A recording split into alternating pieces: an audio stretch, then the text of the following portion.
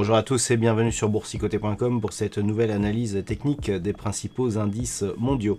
Avec un indice allemand, donc le DAX, qui valide la poursuite de son mouvement haussier. Nous avons eu donc récemment la cassure de cette zone majeure des 12 488 points. Donc le DAX a validé tout au long de la semaine la poursuite de ce mouvement, à très proche ici de la bande de Bollinger supérieure, dans un contexte où les indicateurs commencent à peine ici à rentrer dans une zone qui définit des petites phases d'excès, avec notamment un RSI en surachat et des histogrammes du MACD ici qui commencent à plafonner en donnant des signes d'hésitation. Donc nous avons cette dynamique qui se poursuit. L'objectif reste un possible retour ici sur la zone des 13 200 points. Et en tout cas, la tendance reste haussière tant que les cours évoluent au-dessus des 12 488 points. Sur l'Eurostoxx 50, là aussi, nous venons marquer donc une confirmation de la poursuite du mouvement haussier, puisqu'après avoir franchi ici la zone majeure des 3574 points, les cours ici ont marqué un plus haut significatif, sont revenus sur cette zone qui a été validée en tant que support, et puis toute cette semaine, on s'est appliqué à remonter ici pour revenir tester cette zone de point haut significatif. Donc on est ici sur une poursuite de dynamique haussière, dont l'objectif se situe sur une possible arrivée ici sur la zone des 3700 points, tant que les 3574 resteront support.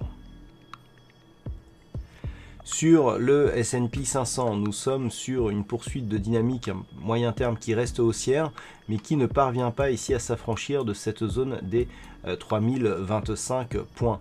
Alors nous sommes donc sur cette dynamique avec ici ces plus hauts significatifs qui sont toujours, ces plus bas significatifs qui sont toujours de plus en plus hauts, et on est en train encore une fois de tester ici cette zone qui au moment où je vous parle n'a toujours pas été franchie d'une manière pérenne. Donc on le voit que la structure est quand même une structure à prédominance haussière, ce qui confirmerait d'ailleurs la dynamique de fond qui reste d'un point de vue moyen terme orienté à la hausse, mais il faut valider ici par une rupture donc de cette zone de résistance qui, en cas de rupture, réorienterait tout le marché qui se trouve actuellement donc dans cette phase de temporisation, qui réorienterait tout le marché à la hausse avec donc poursuite dynamique haussière court et moyen long terme.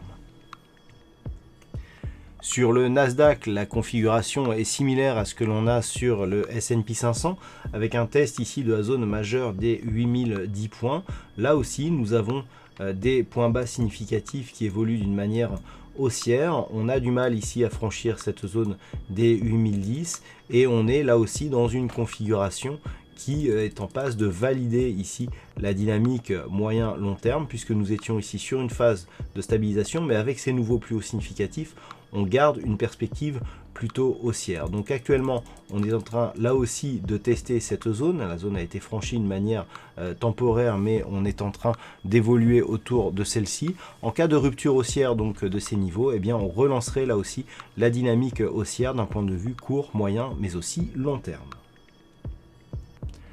Et enfin le marché japonais avec le Nikkei qui suit la tendance de fond. Nous avions eu donc le franchissement ici des 22 000 points, la poursuite ici du mouvement, et on se dirige donc vers cette zone de résistance des 23 040 points. Alors d'un point de vue global, c'est assez important que l'on reprenne cette dynamique puisqu'on est sur une tendance qui est très heurtée, c'est-à-dire on ne sait pas trop où on va sur le Nikkei.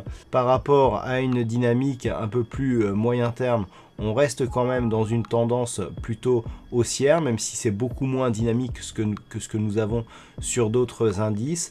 Par contre, d'un point de vue court terme, voilà, on est toujours ici dans ce range entre 23 000 et 19 137. Le fait ici de repartir au-delà des 23 000, alors on aurait cette zone ici qui se situe entre 24 100 et 24 500 points pour le Nikkei, où on aura encore ici des possibilités de venir marquer un top ici et de redescendre très rapidement, un peu comme ce qui avait été le cas en fin d'année dernière ici, où on était venu marquer ce point haut significatif et où on était redescendu très rapidement, mais c'est vraiment cette zone ici des 23 040 points qui est la zone majeure à dépasser pour ne serait-ce que commencer à espérer ici une reprise d'une dynamique haussière donc sur l'indice japonais.